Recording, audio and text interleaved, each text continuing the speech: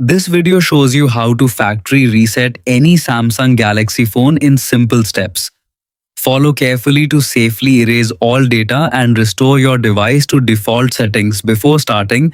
Remember that a factory reset will permanently remove everything from your phone, including photos, videos, apps, contacts, and personal settings.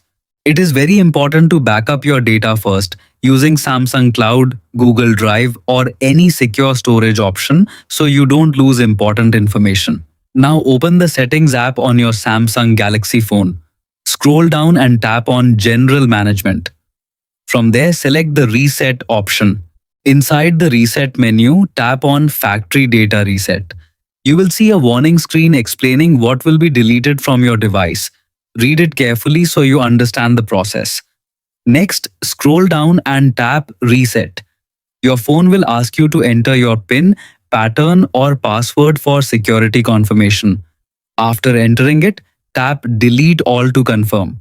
In some cases, you may also need to sign in with your Samsung account password to continue.